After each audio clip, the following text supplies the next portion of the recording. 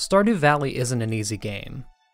There's a lot to keep track of with all these separate skills and different progression systems.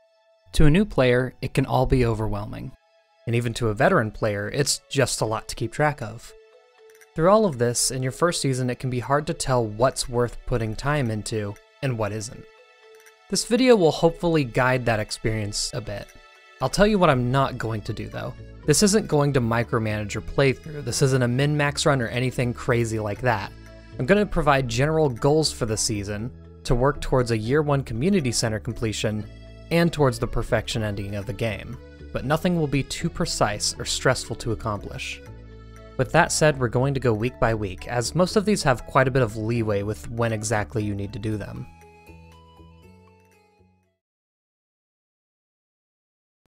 To kick off week 1, I think it's only fair to start with our crop options for spring. Out of all the options, parsnips are cheap and have the shortest growing time of 4 days, but also have a fairly low gold per day ratio. They're also loved by Pam. Cauliflower are the most expensive crop and take the longest to grow, 12 days, but also give the most gold per day out of all of our options, and Maru loves them. Green beans will continue to produce the whole season, and have one of the highest gold per days right under cauliflower, but the tile you plant them on can't be walked through, and you gotta dedicate yourself to watering them for the whole season. Potatoes are a nice in-the-middle crop, a fairly short growing time of 6 days with a decent gold per day right in the middle of cauliflower and parsnips. They also have a 25% chance to produce 2 potatoes. A lot of the others aren't really worth it in terms of gold return, but for tulips, it's a loved item for Evelyn. I recommend starting with a lot of parsnips. The earlier you get your first payday, the earlier you can afford more of the expensive crops. You won't need to worry about bundles yet. After the first harvest, I tend to get a little bit of everything, but it's up to you how many crops you want to plant and which kinds. Oh, also if you find 5 gold star parsnips, keep them. For the foraging stat, cutting down trees is your best bet. If you see any of the spring forageable items, pick them up of course. Don't do anything with them until you hit level 1, where you'll get the recipe for spring seeds. If you intend on selling foraged items for money, always craft them into spring seeds first. It'll sell for more. This stays true for every season's forageables except for winter's. Oh, also, if you have the forest farm, you're going to be able to find morels on it, which is a fairly rare mushroom. Going back to trees though, you'll want to get around 650 wood for the whole season. There's no rush for this. While doing this, you'll find plenty of sap which can be used to craft basic fertilizer, which you might as well use on every crop you plant to raise the quality. And then trees also provide you experience for foraging. One thing you can do is cut down a tree, but not the stump. The stump will continue to spread seeds around it, and it gives almost no experience anyway, so I usually tend to get rid of the stump when I want the space cleared for something else. The only difference between the 3 trees at this point is that they'll each drop a different type of seed if you've already reached level 1 foraging. Combining the 3 different kinds of seeds will give you a field snack, which is a decent source of energy this early on. And although it's not too important to keep in mind for the first week, since foraging levels up fairly quickly, just know that you'll want to reach level 4 foraging by the 14th of spring. Fishing is really good this early on. It can provide just as much, if not more money than farming. For the best fish for selling, you'll want to fish in the ocean. If it's raining, fish in the river. So the progression of fishing goes pretty much as fast as you want it to. It's possible to knock out everything in the first week easily, so let's just go ahead and go over all of it. First, there's certain fish that you're going to want to catch for the bundles. For the river fishing bundle, sunfish appear 6 AM to 7 PM in sunny weather. Catfish appear 6 AM to midnight in the rain. And shads appear 9 AM to 2 AM in the rain as well. For the lake fishing bundle, use the mountain lake for this because it has access to more fish than the forest lake. Largemouth bass appear 6 AM to 7 PM. Carp can be caught anytime, and so can bullheads. For the ocean fish bundle, sardines appear 6 AM to 7 PM, and that's it for now. For the night fishing bundle, bream is found in the river, 6 PM to 2 AM. And eels are found in the ocean, 4 PM to 2 AM in the rain. And although this technically counts as foraging, if you find oysters, clams, mussels, or cockles on the beach, they can be used for the crab pot bundle. Otherwise, go nuts! You'll unlock the second fishing rod at level 2, which allows you to use bait to get fish to bite faster, And then the next rod on level 6, which allows you to use bobbers that have all kinds of different effects. If you're short on money, a solid day of fishing can easily net you 4,000 to 5,000 gold. Next, we have mining. This one's important because it ties into all of your other skills in the form of upgrading your tools. Honestly, you can just work at it at your own pace. Some people really hate the mines and others love it. One thing that will make your time better used though is to only go on good luck days, as the mines are heavily affected by it. Most notably, it'll affect your chance of finding the stairs, and how many ore nodes you find while playing. I like to be around floor 15 to 20 at the end of the first week. If you grab all the ore you find, you'll be able to find plenty to make a furnace or two. You won't need any of your tools upgraded this early unless you really want to. If you find amethyst, you can donate it, and it's also a loved item of Abigail, Clint, Emily, and the dwarf. Topaz is a loved item of Clint, Emily, and the dwarf. Earth crystals are mostly used for crafting, but are also liked by everyone except Linus and Pierre. You can donate everything that's donatable right as you get them. Don't be afraid to donate the ancient seed if you find it either, as you need to if you want to be able to plant it eventually. That won't be for a while though. There's a few things that are unlocked in the museum that you'll need to donate a hefty amount for, so keep up on it. Also, you see that weird looking rock to the right side of the mine's entrance? Blow it up with the cherry bomb to get to the dwarf. Though you need to donate all 4 dwarf scrolls to understand them. You can still give them gifts though. There's only one event that happens this first week, and it's Lewis's birthday on the 7th. You won't have any loved items for him unless you happen to get the Autumn's Bounty, glazed hams, or vegetable medley for sale in the saloon.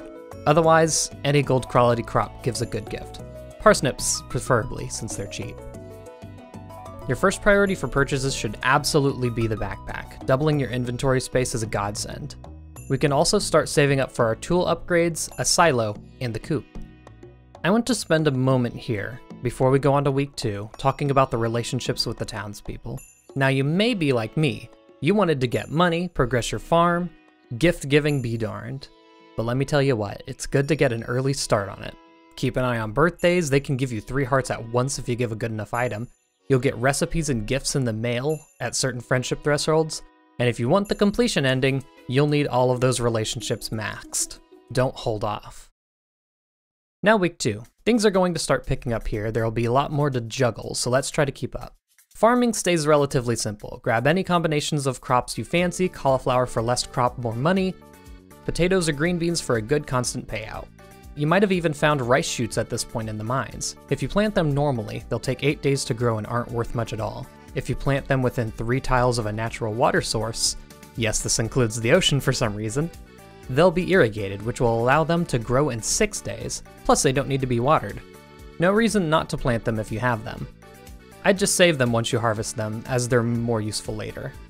On the 13th is the Egg Festival, which sells strawberry seeds. These are the best money crop in spring. I'd save a good amount of money just to stock up on seeds, which cost 100 each. 15 to 20 is a nice number that I usually go for. They produce all season, so you could save them until next spring to get some more bang for your buck. But honestly, the money is more needed this early on. They're also loved items for both Maru and Demetrius. At this point, you might have gotten enough wood for the bridge on the beach. This costs 300 wood, but it's well worth it as it gives you access to forgeable items that are easy money, coral and sea urchins. Plus, you'll need a sea urchin for a bundle. If you choose to upgrade your axe, you'll be able to chop the large stumps, which provide hardwood for buildings. And it's the best source of foraging XP you'll find. There's also a new mahogany seed in version 1.5, which if planted can grow a tree that will provide more hardwood. Nothing too crazy, but it's nice.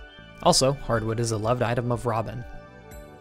Fishing is the same as always. You'll probably get a few more rainy days, so use those to your advantage. When getting deeper into the mines, around floor 30 or so, the pickaxe will be a priority to upgrade. Once you get to floor 40, rocks will take more swings to break, and having the copper pickaxe can lessen the impact of that a bit. On floor 20, you'll notice there's a pond. This is where you can fish for a ghost fish for the special fishing bundle. There's no rush though, since it's available all year. There's also stonefish, which sell for a ton of money, but rarely bite. We've got 3 events this week. First is Vincent's birthday on the 10th. If you've gone crazy with fishing and already have a crab pot, you might already have a snail if you've put it in freshwater. He loves that for some reason. Word to the wise though, if you don't have a snail, kids don't like vegetables. Do not give this child a gold star green bean. He likes daffodils, which should be super easy to find. Next, we have the Egg Festival. I already went over the strawberry seeds. Everything else for sale is purely decorational. Winning the egg hunt only gets you a hat, so don't stress too much about it. With version 1.4, people do actually gain the small friendship boost that they get when you talk to them during these holidays. And lastly, we have Haley's birthday. You might get lucky and get a coconut from the traveling merchant, but in my opinion, it's not really worth the price. She also hates vegetables, but likes daffodils. Week 3, so this is the point where you're going to start worrying about your bundles. If you don't have a parsnip, green bean, potato, or cauliflower, plant one now for the bundle. Especially the cauliflower, since it'll take an entire 12 days to grow. Plant some more parsnips if you don't have the 5 gold quality ones either. Otherwise, I just tend to stick with my strawberries. Also, if you've hit level 2 farming, you'll have sprinklers. Don't bother. At level 6, you'll get quality sprinklers, and those are what you want to use. Sprinklers are too resource intensive this early in my experience. The time has come. The 15th through the 18th is salmonberry season. Salmonberries will grow on bushes all throughout the valley. These don't provide any foraging experience or sell for a lot, but they'll give you a surprising amount of energy when eaten. On top of that, if you're at least level 4 foraging, you'll get 2 per bush. If harvested diligently, these can tide you over as your sole energy source until partway into summer. And if you're an absolute madman and say, reach level 5 foraging, and happen to grab a survival burger from a trash can or the saloon, you can temporarily get up to level 8 foraging, which gives you 3 berries a bush. And that's just ridiculous. If you haven't gathered your 4 main forageables for the spring foraging bundle, I'd look at wrapping that up this week as well. You've probably unlocked crab pots at this point if you've done a good amount of fishing. It's worth crafting at least one so you're able to get one of the non-beached items for the crab pot bundle. Just slap it in the ocean and put bait in, the next day something will be in it. Probably trash. If you reach floor 40 in the mines, I again recommend the copper pickaxe. You'll have access to iron ore. Just save these for sprinklers and for your second tool upgrades. You should get more than enough by just working through the icy floors. You'll also be able to find aquamarine, loved by Clint, Emily, and the dwarf, frozen tears, loved by Sebastian, and jades, loved by I spelled his name wrong on my notes. Emily and the dwarf. There's 2 more birthdays this week. Pam's on the 18th. This one's easy. She loves parsnips. Give her a gold one and it's a free 3 hearts. Next is Shane's birthday on the 20th. He's a little tougher. You'll have to dole out some money for a beer from the saloon if you want to give him a loved item. If you don't want to fork over money, any veggie will do as a liked item. One more thing, it's likely that during this week you'll be approached by Demetrius asking to turn the cave into your farm into either a mushroom cave or a fruit bat cave. This activates once you made 25,000 gold total. You can choose either you want, one isn't better enough than the other to go absolutely always for one of them. I will say though, if you love going into the mines or you have a forest farm, you should probably choose the fruit bats since you'll be grabbing enough mushrooms anyway. If you plan on buying fruit trees, I'd go with the Mushroom Cave. Both provide items that are required for bundles, but are also fairly rare. Now we're going to move on to week 4, the last week of spring. At this point, your time should be dedicating to finishing up the spring exclusive bundle items and getting ready for summer. This includes saving up money to buy summer seeds. You should still have your strawberry plants, but if you feel like you'll need more gold, feel free to plant some potatoes or parsnips. I like to get a small stock of the loved crops as well, since we won't be able to get them for a while. Just make sure they'll grow before the end of spring. If you're planning on buying any fruit trees for fall, now's the time to do it since they take a whole season to grow. Might I recommend the apple tree since you'll need 4 apples for bundles in total. Now's a good time to start tapping some trees as well. You should have enough disposable copper at this point, plus if you want to make full use of the bee houses, which are obtained at farming level 3, they thrive in the summer. You'll need a maple tree for maple syrup. The other 2 tree products aren't that important yet. You'll need them eventually though, so it doesn't hurt. By the end of spring, ideally you'll be around floor 50 plus in the mines, since you'll want to start working on steel tool upgrades soon. The last few days of any season provide a great window for you to upgrade the watering can since your crops will be dying out anyway. You don't really need to upgrade the hoe or trash can if you don't feel like it. I'd recommend upgrading the axe though, especially if you have a beach farm. The sooner you can destroy the fallen logs, the better. I also like to finish off the season with getting a coop, plus a chicken of each brown and white, a blue one if you're nasty. And now for our events of the 4th week. There are once again 3 events. The first is the flower dance on the 24th. This one's an interesting one. For the main event, if you have 4 hearts with any of the bachelors or bachelorettes, they will give you the option to dance with them. If you choose to dance with them, they will immediately gain an entire heart of friendship, so this can be a fast path to getting max friendship with someone. Again, you can talk to everyone if you want to raise their friendship a little bit, and then at the shop, there's 2 items that you'll want to buy: the Rare Crow and the Tub of Flowers recipe, both for the completion ending. They're both pretty expensive, so I wouldn't blame you if you hold off until year 2. Next up, we have Pierre's birthday on the 26th. He only has one unique loved item, which is fried calamari. It can show up in the saloon, so if you find it, go for it. Otherwise, any gold quality crop will do. And then directly after that on the 27th, we have Emily's birthday. She's one of the easier people to find loved items for. She loves almost every single gem. She loves amethyst, aquamarine, emerald, jade, ruby, and topaz. If you have any of those, give it to her for easy hearts. I tend to save my gems just for her. Now let's go over all the bundles that you need to finish in spring if you want year 1 community center completion, and then all the ones that can be done but are still available in other seasons. For the crafts rooms, you'll need for the spring foraging bundle all 4 of the wild horseradish, daffodil, leek, and dandelion, which will reward you with 30 spring seeds, which sell for a pretty penny. You can complete this construction bundle with 99 wood twice, 99 stone, and 10 hardwood, but all of this can be done at any time. I tend to wait because 99 stone is a lot this early on. This will reward you with 1 charcoal kiln. And for the exotic foraging bundle, this is the first example that doesn't require all the options, but you can only get a morel in spring unless you have the mushroom cave. It's possible to have the cave carrot, red mushroom, purple mushroom, maple syrup, oak resin, and pine tar by now. You'll get 5 autumn's bounties from the list. In the pantry, for the spring crop bundles, you need 1 of each parsnip, green bean, cauliflower, and potato. Then for the quality crops bundle, you'll want 5 quality parsnips. Although there's 4 options here with only 3 of them needed, parsnips are the cheapest of all of them, so I definitely recommend doing them. You could have progress in the animal bundle with eggs, but it's pretty tight. I tend to knock a lot of this out in the summer. For the artisan bundle, you could have jelly from putting fruit in a preserves jar and any number of fruits if you've gotten lucky with the fruit cave. You'll receive a keg if you manage to complete this, which is super nice this early. If you're going to complete any room in year 1, make it the pantry. It makes your winter a lot more productive. Now for the fish tank, there is not a single fish on this list that is only available in spring. Some of them are only in spring and 1 other season, but they can all be gotten later if you miss them, so don't worry. For the river fish bundle, you can get sunfish, catfish, and shad. For the lake fish bundle, you can get the largemouth bass, carp, and bullhead. For the ocean fish bundle, you can get a sardine. For the night fishing bundle, you can get a bream and eel. It's possible to get everything in the crab pot bundle, through both beach foraging and placing crab pots in both salt and freshwater.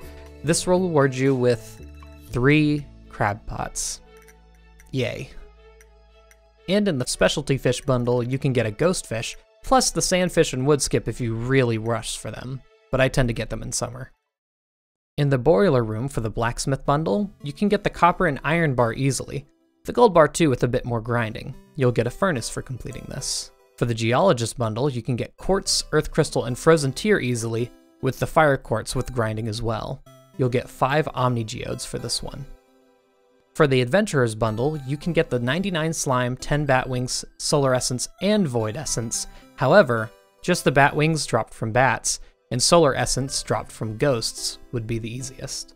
And now the bulletin board. This one's a killer. For the chef's bundle, you can get the maple syrup from tapping a maple tree. For the dye bundle, you can get a red mushroom and aquamarine from the mines, and a sea urchin from the beach. For the field research bundle, you can get a purple mushroom and frozen geode in the mines, and a chub by fishing in the mountains whenever you want. For the fodder bundle, you can get 10 hay if you cut grass after getting a silo, or you could buy it from Marnie. For the Enchanter's Bundle, you can get oak resin from a tapped oak tree and a pomegranate if you get lucky from the Fruit Bat Cave. Then we have the Vault. Honestly, I wouldn't mess with this until you need to get to the desert, which probably wouldn't be until the end of summer or early fall. Right now you'd just be throwing money away instead of using that money to earn more money. And I'll go ahead and throw in some what I'll call stretch goals. These are all obtainable in spring with some work, and are something cool to work towards if you have more free time than you know what to do with. Of course, you could reach the bottom of the mines if you care to. Being able to finish the boiler room bundles and unlock the minecart shortcuts will really help you out, as well as having early access to some more expensive gems that show up later in the mines. If you love fishing, you could go for the Legend, which is one of the 5 legendary fish, and it's only available in spring. To catch it, you'll need level 10 fishing to even hook it. This can be cheated a bit with a few cooked dishes, such as the Dish of the Sea, that adds 3 levels to fishing. I highly recommend the Iridium Rod as well, which costs 7,500 gold, so it's not cheap. It's nearly impossible to catch without a ton of practice, so good luck. If you manage to catch it, it's not needed for any bundles, but it'll sell for a lot of money. Personally though, I like to keep my legendary fish and display them. And lastly, it's very likely that you've hit level 5 in a few of your skills and you've been given a choice of one of the 2 paths to go down. In almost all of these, you can choose to your heart's desire. I find it more interesting to choose what you would personally like, more so than to min-max it with whichever one's air quotes better. However, for fishing, it is notable that the crab pots are not super cool, fun. So maybe on that I would recommend going the angler path. But for the rest, choose to your heart's content. And that will just about do it. Your first spring is the most important season of the year easily. Kickstarting this well can make the rest of your seasons not only more fun, but more productive as well. It's also easy to get blindsided by some of the bundles, so hopefully this has helped you out. I will be covering the other seasons of Year 1 and Year 2 once I reach them in my playthrough that I'm doing alongside this. So watch that if you're interested. I don't even follow this guide to a T. It can be a good example of how I spend my time if you want a more in-depth guide through the season. If you think that I've missed something or have discovered something in your own playthrough that you think is super helpful for the first spring, please let me know in the comments. With all that done with though, thank you for watching, and I'll see you in summer.